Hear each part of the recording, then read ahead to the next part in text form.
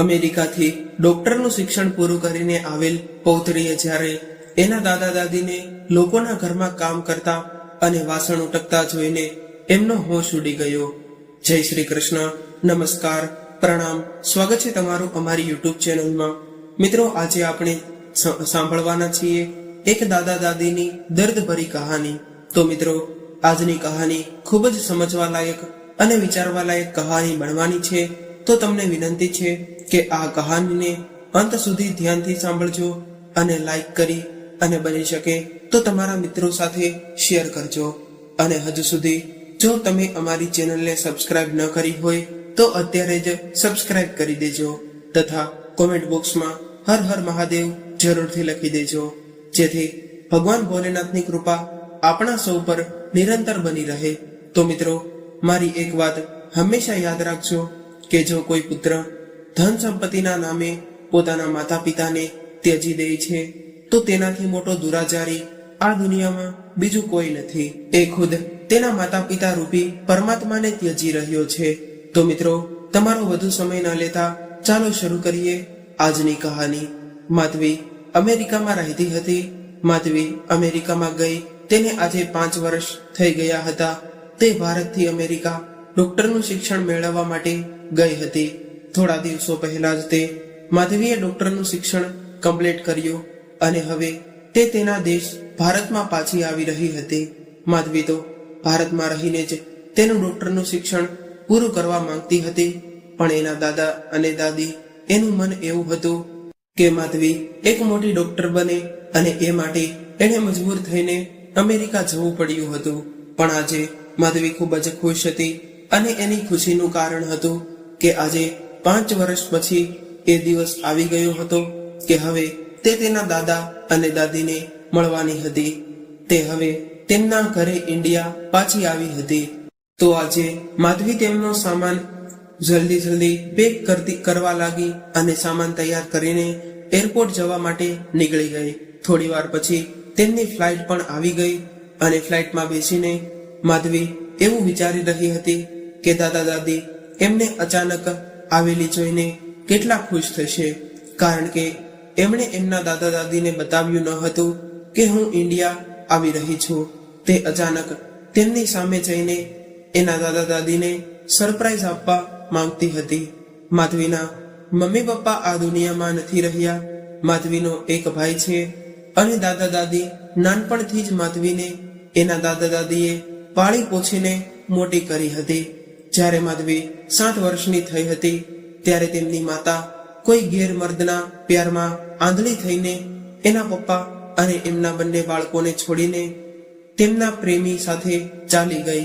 એમણે જાતા સમયે એ પણ નો વિચાર કર્યો કે એમના આ નાના બાળકોનું શું થશે.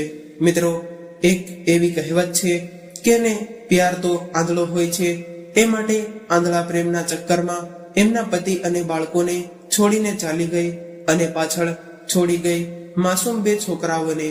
જે દિવસે માધવીની માં ઘર છોડીને ગઈ હતી એ દિવસે માધવીના પપ્પા પૂરી રીતે ભાંગી પડ્યા હતા અને ઊંડા વિચારમાં તે બીમાર પડી ગયા અને બીમારીમાં થોડા સમય પછી એમના શરીરે પણ એમનો સાથ છોડી દીધો અને એ આ દુનિયા છોડીને ચાલ્યા ગયા. ત્યારથી બંને બાળકો એકલા પડી ગયા.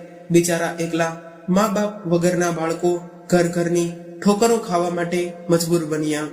કેવી કિસ્મત હશે એ બિચારા બંને બાળકોની. એમનો હસતો ખીલતો પરિવાર એમની માની એક ભૂલને કારણે હસતો ખીલતો પરિવાર વેર વિખેર થઈ ગયો. હવે માધવી અને એમનો ભાઈ બિલકુલ નોતારા બની ગયા હતા. ત્યારે એમના દાદા અને દાદી આવ્યા અને એમને એમની સાથે એમના શહેરમાં લઈને નવી જગ્યાએ નવું શહેર અને આ નાના બાળકો એમની જિંદગી જીવવાની કોશિશ કરી રહ્યા હતા. આ રીતે માધવી ફ્લાઇટમાં બેઠા એમના સપનાની દુનિયામાં ચાલી ગઈ હતી. માધવી જ્યારે તેના દાદીને ઘરે આવી હતી ત્યારે તે બહુ નાની હતી. લગભગ તેની 7 વર્ષની ઉંમર હશે. ત્યારે તે કોઈ સમજ ન હતી અને કોઈને કંઈ પણ કહી પણ નહોતી શકતી અને એ ઉલજી રહેતી હતી. એની દાદીએ એને ખૂબ જ લાડથી પાળી પોસીને મોટી કરી હતી અને એક સારી સ્કૂલમાં એમને ભણાવી ગણાવી ધીરે ધીરે માધવી અને તેનો ભાઈ અતુલ તેમની સાથે બનેલી તમામ વાતોને ભૂલી ગયા હતા અને એના દાદા દાદીના લાડકોડમાં એવી રીતે ભૂલી ગયા હતા કે જાણે કઈ એની જિંદગીમાં બન્યું જ ન હોય.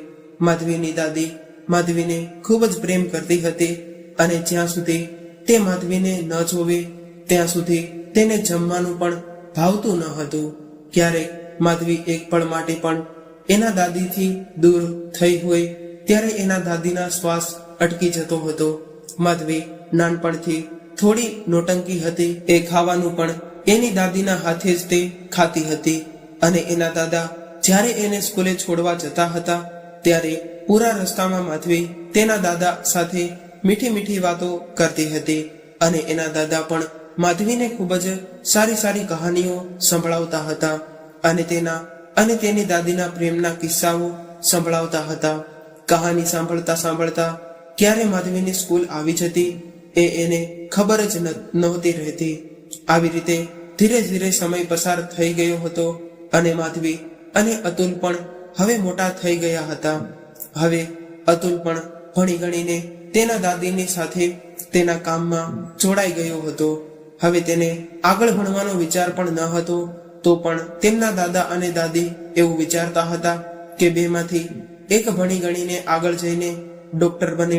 ત્યારે માધવી તેના દાદા દાદીનું આ સપનું પૂરું કરવાનું વિચારીને તે એના માટે નહીં પણ એના દાદા દાદી માટે ડોક્ટર બનવાનું વિચારી રહી હતી અને તે દિવસ રાત મહેનત કરતી ડોક્ટર બનવા માટે.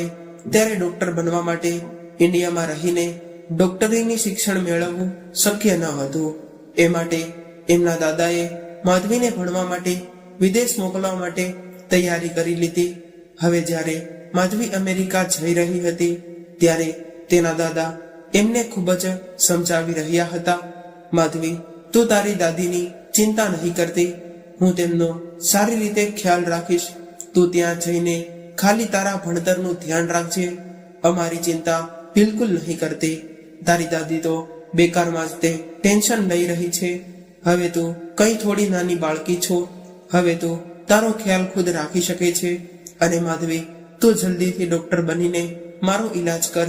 તું જ્યારે ડોક્ટર બનીશ ત્યારે તારો સૌથી પહેલો પેશન્ટ હું હોઈશ.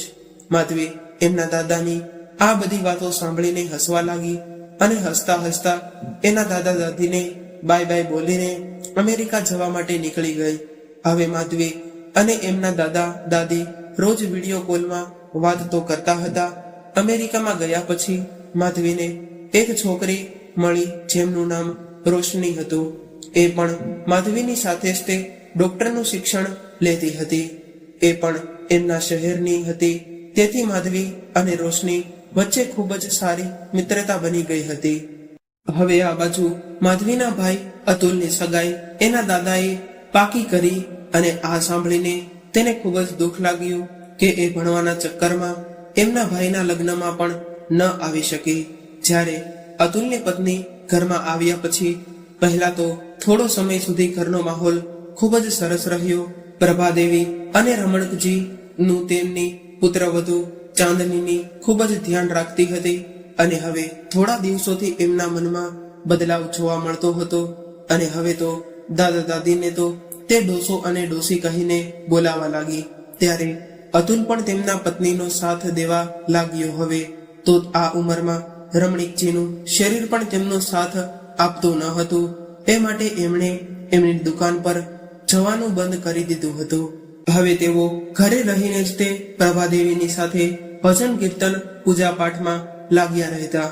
બીજી બાજુ તેમની વહુ ચાંદનીના મેણા ટોણાથી તેમની તબિયત ધીરે ધીરે ખરાબ થવા લાગી હતી અને તેમની દાદીને દિવસભર નોકરાણી જેમ કામ કરીને પણ 2 સમયનું જમવાનું પણ સારી રીતે નહોતું મળતું.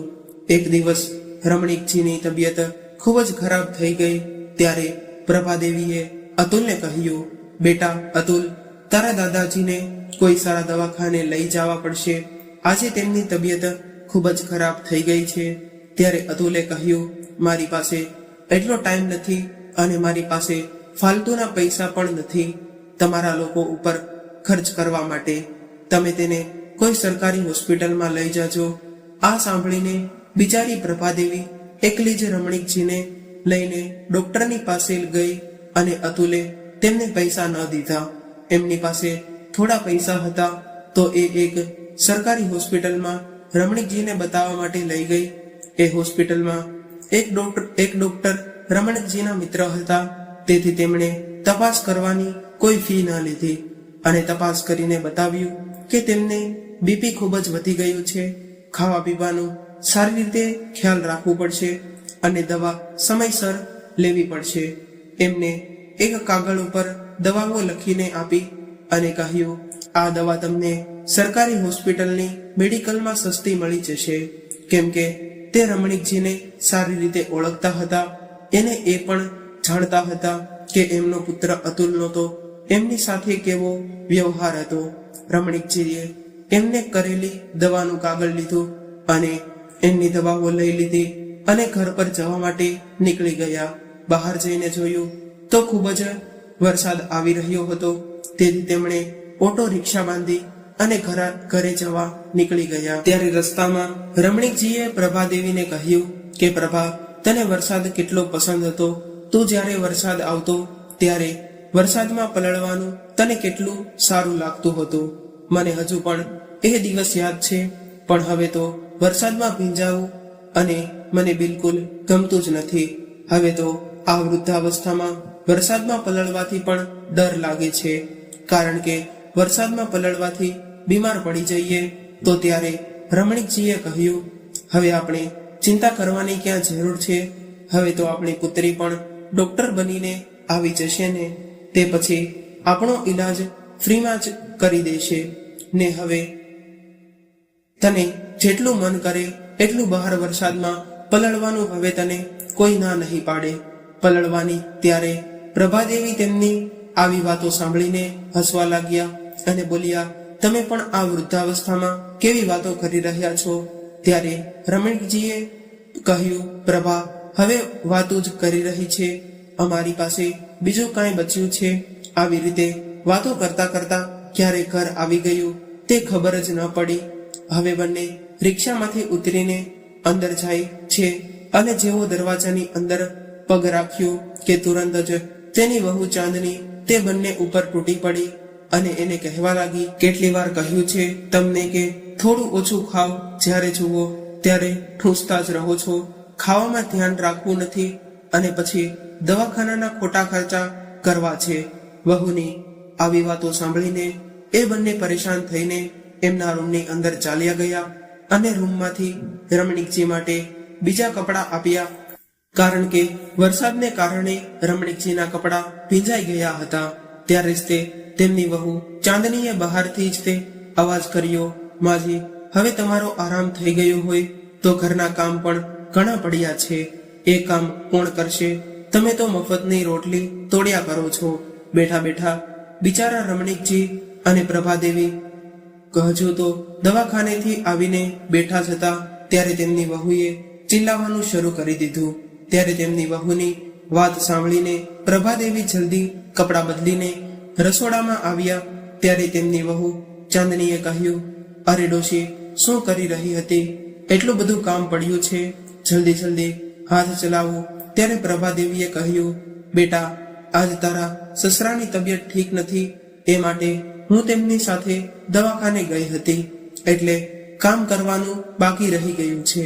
પણ તું ચિંતા ન કર, તમામ કામ હું એકલી જ કરી દઈશ. જો તું ફ્રી હોય તો તારા સસરા માટે થોડી ચા બનાવી દે. આ સાંભળીને ચાંદની પાછી ચિલ્લાવા લાગી, અરે ડોશી, મારી પાસે તો હવે તારી જીભ પણ ચલાવવા લાગી છે. હવે તું કોણ મને ચા કરવાનું કહેવા લાગી છે? તને બંને શું રાજા મહારાજા છો કે તમે આરામ કરશો અને હું તમારા માટે ચા બનાવીને આપીશ? ચાલો તમારી આ બધી નોટંકી બંધ કરો અને કામ ઉપર લાગી જાઓ. બંને તેમની વહુની આવી કકડી વાણી સાંભળીને બિચારા રમણીકજીની તબિયત ખરાબ છે તો પણ કામ ઉપર લાગી ગયા. બીમારીને કારણે તેમના હાથ ધ્રુજે છે. આ જોઈને પ્રભાદેવીએ કહ્યું, બેટા તારા દાદાજીને ડોક્ટરે કહ્યું છે સારું અને હેલ્ધી ખાવાનું ખાવા માટે એમનું બીપી ખૂબ જ વધી ગયું છે, તો હું એમના માટે થોડી ખીચડી બનાવી લઉં.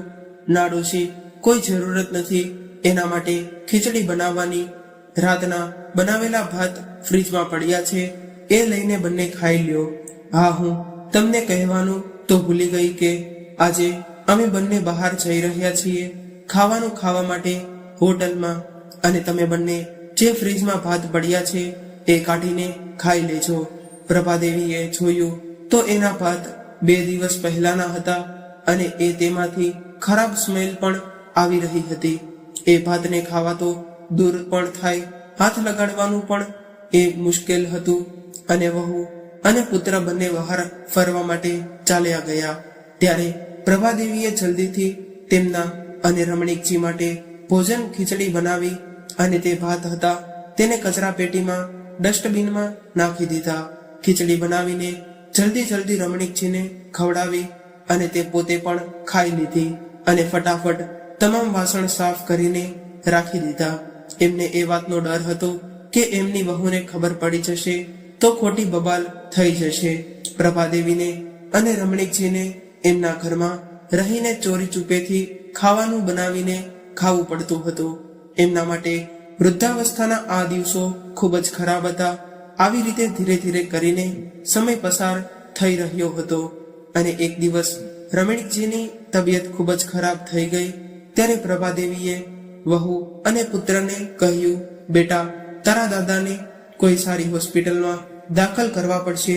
ત્યારે ચાંદની અને અતુલ બંને બોલ્યા, માજી, પૈસા શું ઝાડ ઉપર ઉગે છે? જ્યારે જોઈએ ત્યારે તોડી લ્યો. માજી, હવે એટલી બધી નોટંકી કરવાનું બંધ કરો. કોઈ પણ ઘરેલું ઈલાજ કરશો તો સારું થઈ જશે. એ બંનેએ એમના દાદાની ખબર પણ ન લીધી અને જ્યારે પ્રભાદેવીના કહેવા પર એમની વહુને ખૂબ જ ગુસ્સો આવી ગયો અને એમણે એમની દાદી અને દાદાને ઘરમાંથી બહાર કાઢી મૂક્યા અને કહ્યું, હવે તમે બંને કોઈ કામના પણ નથી, નીકળી જાઓ આ ઘરમાંથી. કારણ કે ન તો હવે મારી પાસે તમારી પાસે માટે પૈસા છે અને ના ખાવાનું. જ્યારે જુઓ ત્યારે મારા માથા ઉપર જ બેઠા હોવ છો. જ્યારે જુઓ ત્યારે દવા માટે પૈસા જ તે માંગતા રહો છો. હવે તમે બંને મારી કશું પણ નહીં માંગતા. હવે તમે જાણો અને તમારી બીમારી જાણે. તમારે શું કરવું તે હવે તમે અમને અમારા હાલમાં છોડી દો અને તમે તમારું ખુદનું જુઓ અને વિચારો. તેમની વહુના મોઢેથી આવું સાંભળીને પ્રભાદેવીએ 2 હાથ જોડીને તેમની વહુને વિનંતી કરવા લાગી અને એને કહેવા લાગ્યો કે વહુ, તું અમને ઘરમાંથી બહાર ના કાઢો. બેટા, આવા સમયે હું તમારા દાદાને લઈને ક્યાં જઈશ? તમારા દાદા ખૂબ જ બીમારી છે અને કોઈ સગા સંબંધી પણ નથી કે અમે તેની પાસે જઈએ.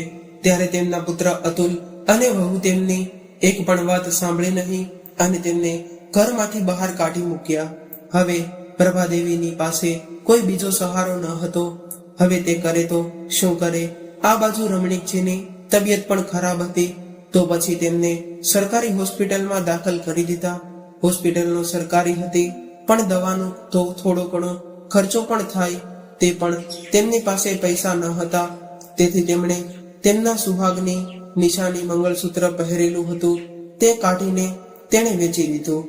એ મંગળસૂત્ર વેચીને જે પૈસા આવ્યા તે પૈસાથી તેમણે રમણીકજીનો ઈલાજ કરાવ્યો. 8-10 દિવસ બાદ જ્યારે રમણીકજીની તબિયત થોડી સારી થઈ ગઈ ત્યારે બાજુમાં જ તે એક મકાન હતું. તે મકાનમાં જ તેમણે એક રૂમ ભાડેથી રાખી લીધી. હવે તેમના મનમાં એક જ ચિંતા રહી હતી કે હવે અમારી આગળની જિંદગી કેવી રીતે ચાલશે? પૈસા તો એમની પાસે હતા નહીં. તેથી તે આ ઉંમરમાં પણ લોકોના ઘરમાં જઈને કામ કરવા લાગી કે કોઈ પણ કામ હોય એ કરીશું, ઝાડુ પોછા, વાસણ માંજવા, કોઈ પણ કામની કરીશું. પર તેમની આ ઉંમર જોઈને દરેક ઘરથી તેમને નિરાશા જ મળતી હતી. ત્યારબાદ એક ઘરે એવું મળ્યું કે જેમણે પ્રભાદેવીને કામ પર રાખ્યા. એમને પણ કોઈ નોકરની જરૂર હતી અને પ્રભાદેવીને પૈસાની જરૂર હતી. તેથી હવે પ્રભાદેવીને ઝાડુ પોછા, વાસણ માંજવા અને રસોઈ બનાવવાનું કામ મળી ગયું. ત્યારે પ્રભાદેવીએ વિચાર્યું કે ચાલો કામ તો મળી ગયું, તેનાથી હવે કમસે કમ અમને બંનેને ભરપેટ જમવાનું તો મળશે ને. હવે તો રમણીકજી પણ પ્રભાદેવીની સાથે કામ પર જવા લાગ્યા. પ્રભાદેવીની સાથે રમણીકજી પણ એમને એમના કામમાં મદદ કરાવવા લાગ્યા. હવે બીજા બાજુ માધવીની ફ્લાઇટ પણ હવે ઇન્ડિયા પહોંચી ગઈ હતી. ત્યારે માધવી ફ્લાઇટમાંથી નીચે ઉતરીને સીધી ટેક્સી લઈને તેમના ઘરે જવા માટે નીકળી ગઈ. જેવું તેનું ઘર આવ્યું ત્યારે ટેક્સીમાંથી નીચે ઉતરતા જ તેને તેના દાદા દાદીનો સ્પર્શ મહેસૂસ થવા લાગ્યો કે દાદીના ખોળામાં બેસીને જમતી, દાદાના ખંભા પર બેસીને મેળો જોવા જતી અને ભાઈને ચોકલેટ લાવીને આપતી. આ બધું માધવી યાદ કરવા લાગી. દાદા દાદી નથી જવાની બીકે ઝાડની પાછળ સંતાઈ જતી અને આ બધું યાદ કરીને સુહાનીની એ આંખોમાં આંસુ આવવા લાગ્યા અને એમને એમનું બાળપણ યાદ આવી રહ્યું હતું અને વિચારવા લાગી કે જો દાદી દાદા ન હોત તો આજ અમારું શું થાત. આવું વિચારીને માધવીએ જ્યારે ડોરબેલ વગાડ્યો ત્યારે એમની સામે જ તે ભાઈ અને ભાભી ઊભા હતા. અચાનક માધવીને આવેલી જોઈને એમની આંખો પહોળી થઈ ગઈ. ત્યારે માધવી ઘરની અંદર આવીને તેના દાદા દાદીને બોલાવા લાગી અને બોલી, ભાઈ, હું કેટલા દિવસોથી દાદાને ફોન કરું છું પણ તે મારો ફોન ઉપાડતા જ નથી અને મારી સાથે વાત પણ નથી કરતા. ક્યાં છે દાદા દાદી? એમને સરપ્રાઈઝ આપવા માટે મેં તમને કોઈને કહ્યું ન હતું કે હું ઇન્ડિયા આવી રહી છું. ત્યારે અતુલ બોલ્યો, બહેન, એકવાર ફોન કરીને બતાવવું તો હું હતો કે હું ઇન્ડિયા આવી રહી છું. અચાનક તારું આવવાનું તો બેકાર જ થઈ ગયું કારણ કે હજુ 2 દિવસ પહેલા જ તે દાદા દાદી તીર્થયાત્રા માટે નીકળી ગયા છે. આ સાંભળીને માધવી નિરાશ થઈને સોફા ઉપર બેસી ગઈ. ત્યારે અતુલે કહ્યું, માધવી, તારે આવ્યા પહેલા એકવાર મને ફોન કરીને પૂછ્યું હોત તો હું તને કહી દેત કે કઈ વાંધો નહીં ભાઈ, આમે તે મારું ડોક્ટરનું શિક્ષણ હવે પૂરું થઈ ગયું છે. વિચાર્યું હતું કે ઇન્ડિયા જઈને હું તમને લોકોને સરપ્રાઈઝ આપીશ પણ અહીંયા આવીને હું જ સરપ્રાઈઝ થઈ ગઈ. ભાઈ, એટલા દિવસોથી દાદા અને દાદી મારો ફોન કેમ નથી ઉઠાવી રહ્યા અને જ્યારે હું ફોન કરું તો ત્યારે તેમનો ફોન સ્વિચ ઓફ બતાવે છે અને ક્યારેક રીંગો પૂરી થઈ જાય છે તો પણ તે ઉપાડતા નથી. ત્યારે માધવી તેના રૂમમાં ચાલી ગઈ અને હાથ મોં ધોઈ ને નાસ્તો કર્યો અને ત્યારબાદ માધવી તેના ભાઈને કહે છે કે હું મારી એક ફ્રેન્ડ રોશનીને મળીને હમણાં આવું. તે પણ મારી સાથે અમેરિકામાં ડોક્ટરનું શિક્ષણ લઈ રહી હતી. થોડા દિવસો પહેલા તે પણ ઇન્ડિયા પાછી આવી છે અને માધવી હવે બહારથી ટેક્સી લઈને એમની ફ્રેન્ડ રોશનીને ઘરે જાય છે અને તેમના ઘરે જઈને રોશનીને બધી વાત કરે છે અને કહે છે, રોશની, હું મારા દાદા દાદીને સરપ્રાઈઝ આપવા માટે અહીં આવી હતી પણ તેઓ તીર્થયાત્રામાં નીકળી ગયા છે. મારી તો કંઈ સમજમાં નથી આવતું કે મારા દાદા દાદી ઘણા દિવસોથી મારો ફોન પણ નથી ઉપાડતા અને ઘણીવાર તો એમનો ફોન સ્વિચ ઓફ જ આવે છે. મારા ભાઈ અને ભાભીને પૂછ્યું તો એ કહે છે કે તેઓ તીર્થયાત્રામાં ગયા છે. અત્યારે પણ હું તેમને ફોન કરું છું તો તેમનો ફોન સ્વિચ ઓફ છે. આ બધું જોઈને માધવી ખૂબ જ દુઃખી થઈ હતી અને એમના દાદી દાદાને મળી શકી ન હતી. ત્યારે જ તે રોશનીના મમ્મી પપ્પા એમની કામવાળીને ચા અને નાસ્તો બનાવીને લાવવાનું કહે છે. જ્યારે એમની નોકરાણી માધવી અને રોશની માટે ચા અને નાસ્તો લઈને આવે છે ત્યારે જ તે તેમની નોકરાણીને જોઈને માધવીની આંખો ફાટી રહે છે અને એ જોઈને એમની પગ નીચેથી જમીન સરકવા લાગે છે. ત્યારે તે નોકરાણીના હાથમાંથી ચાની ટ્રે પડી જાય છે અને માધવી જલ્દીથી સોફા ઉપરથી ઊભી થઈ ગઈ અને એમની દાદીને જોઈને એ તેમની તરફ દોડવા લાગી અને એમની પાસે જઈને એને ગળે લગાડી લે છે. ત્યારે તેની દાદી માધવીને જોઈને કહે છે, માધવી બેટા, તું ક્યારે આવી? એ આવ્યા પહેલા અમને બતાવ્યું કેમ નહીં કે તું અહીંયા આવી રહી છે? દાદીએ, બધું છોડો, પહેલા તમે એ બતાવો કે તમે અહીંયા શું કરી રહ્યા છો મારી મિત્રના ઘરે. જ્યારે તેની દાદી કંઈ બોલી ન શકે તો માધવીએ કહ્યું, દાદી, તમને મારી કસમ છે બધું સાચે સાચું બતાવજો અને મારા દાદા ક્યાં છે. કેટલા દિવસોથી હું તમને બંનેને ફોન કરી રહી છું, પણ તમારો ફોન ઘણા દિવસથી સ્વિચ ઓફ જ બતાવે છે. અને મારો ભાઈ અને ભાભી તો કહેતા હતા કે તમે બંને તો તીર્થયાત્રામાં ગયા છો. આ બધું જોઈ રહી છું, એ બધું શું છે? દાદી, જે હોય તે મને સત્ય બતાવો. મારું હૃદય ગભરાઈ રહ્યું છે. ક્યારે રમણીકજી અંદર રસોડામાં કામ કરી રહ્યા હતા. તેમને જોઈને માધવી દોડીને રસોડામાં ગઈ અને એમના દાદાને ગળે લગાડી લીધા. અને અચાનક માધવીને જોઈને એના દાદાની આંખોમાં આંસુ આવી ગયા. અને જે માણસ એની જિંદગીના 80 વર્ષની અંદર ન રડ્યો હોય એ આજે ચોધાર આંસુડે રડી રહ્યા હતા. જાણે એમને આજ ફરીને જીવવાનો સહારો મળી ગયો હતો. માધવીએ તેમના દાદા અને દાદીને સોફા પર બેસાડ્યા અને પછી એમને પૂછે છે, દાદા દાદી, તમે મને બતાવો તમારી આવી હાલત કેમ થઈ ગઈ? તેમના કપડાં પણ ફાટી ગયેલા હતા. તેઓની હાલત એકદમ ભિખારી જેવી દેખાતી હતી.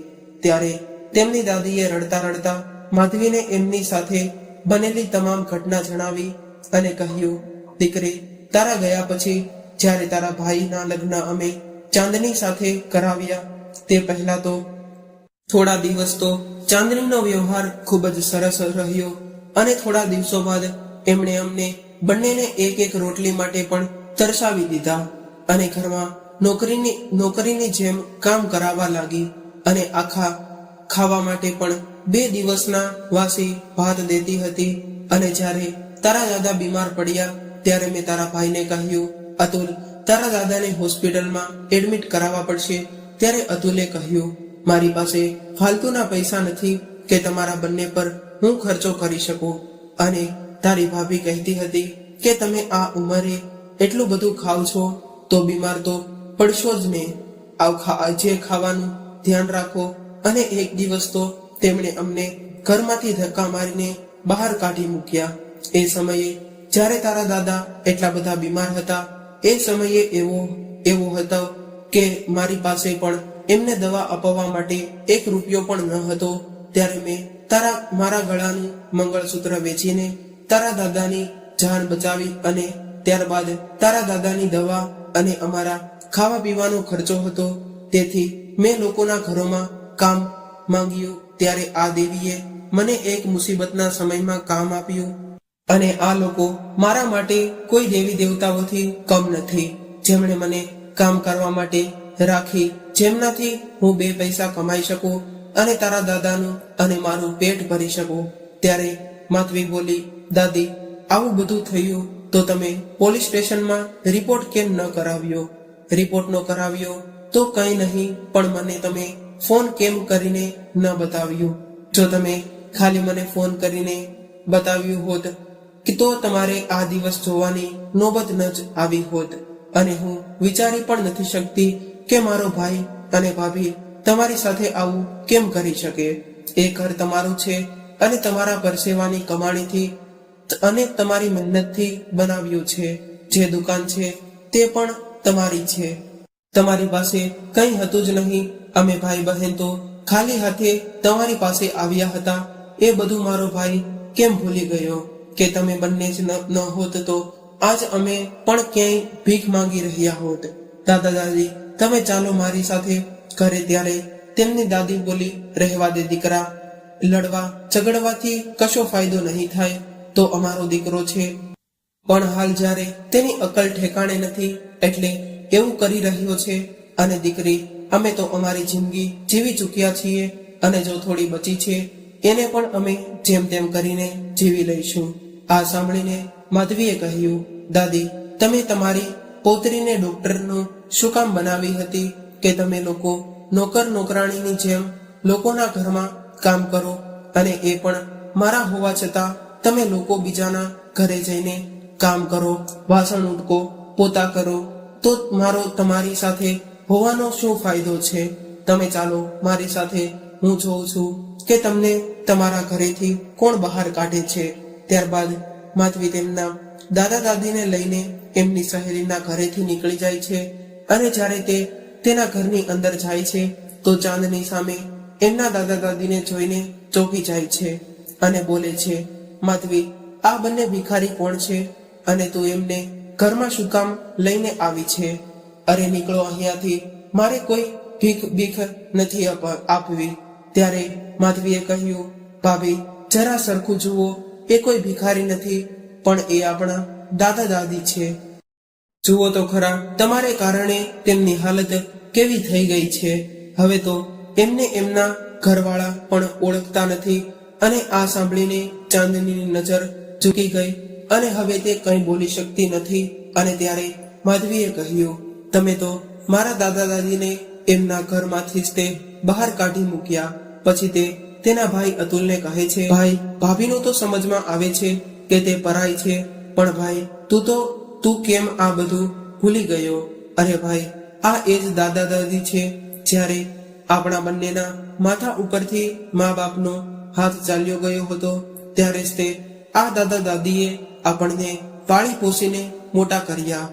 અને ભાઈ, તે તો એમનું ઘર, એમનો બિઝનેસ, એમની દુકાન બધું લઈ લીધું અને એમને રોડ પર જ રખડતા છોડી દીધા. લોકોના ઘરમાં તો કામ કરવા માટે નોકર નોકરાણીની જેમ તમે એકવાર પણ વિચારું ન આવ્યો કે આ ઉંમરે આ લોકો ક્યાં જશે અને કોણ બનશે તેમનો આ સહારો? જેમણે તને સહારો આપ્યો તો તે એમનું જ ઘર બાર બધું છીનવી લીધું.